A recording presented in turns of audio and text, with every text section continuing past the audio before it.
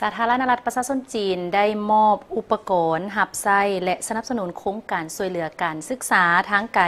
สาธารณรัฐประชาธิปไตยประชาชนลาวและโครงการยกสูงขีดความสามารถครูชนบทสปป.ลาวรวมมูลค่าแม่น84 ล้านหยวนสกุลเงินจีนพิธีมอบภาพอุปกรณ์หับไส้โครงการช่วยเหลือการศึกษาทางไกลสปป.ลาวและโครงการยกสูงความสามารถครูชนบทสปป.ลาวแม้นได้จัดขึ้นในวันที่23มังกร2026อยู่ที่นครหลวงเวียงจันทน์ต่างหน้าให้รัฐบาลจีนมอบโดยทานนางลีซีเจินหัวหน้าห้องการเศรษฐกิจและการค้า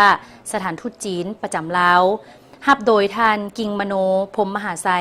รองรัฐมนตรีกระทรวงศึกษาธิการและกีฬาให้เกียรติเข้าร่วมมีท่านนางแสงเดือนไสยศรรองประธานผู้ประจำการคณะกรรมการร่วมมือลาวจีนท่านฟ้านเหวยเหวินผู้อำนวยการสำนักพิมพ์การศึกษาเซี่ยงไฮ้พร้อมด้วยภาคส่วนที่เกี่ยวข้องทั้งสองฝ่ายสำหรับการสนับสนุนจากสปป.จีนในครั้งนี้แม่นเพื่อ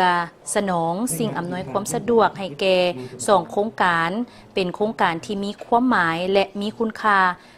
การร่วมมือลาวจีนรวมมูลค่าแม่น84 ล้านหยวนสกุลเงินจีนขออภัยซึ่งเป็นโครงการศึกษาทางไกลสปป.ลาวและโครงการยกสูงขีดความสามารถครูชนบทสปป.ลาวแม้นมีความหมายและมีคุณค่าอย่างยิ่งต่อการพัฒนาการศึกษาและนอกจากนี้ยังเป็นการประกอบส่วนอันสำคัญเข้าในการเสริมสร้างสายพัวพันมิตรภาพและความร่วมมืออันดีงามระหว่างสองประเทศให้มีความสำคัญต่อการพัฒนาคนซึ่งเป็นพื้นฐานสำคัญของการพัฒนาอย่างยืนยงสำหรับการศึกษาทางไกลแม่นช่วยเปิดโอกาสให้ครูอาจารย์และผู้เรียนได้ที่อยู่ในพื้นที่ห่างไกลสามารถเข้าถึงความรู้เทคโนโลยีและรูปแบบการเรียนการสอนที่ทันสมัย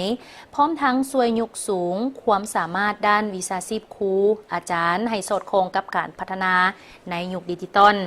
โครงการศึกษาทางไกลและฝึกอบรมครูชนบทแม่นหนึ่งในบรรดาโครงการที่เป็นตัวแบบโดยเฉพาะก็แม่น2โครงการนี้แม่นนอนใน8โครงการใหญ่ที่ท่านสีจิ้นผิงประธานประเทศแห่งสาธารณรัฐประชาชนจีนได้ประกาศให้การช่วยเหลือแก่สาธารณรัฐประชาธิปไตยประชาชนลาว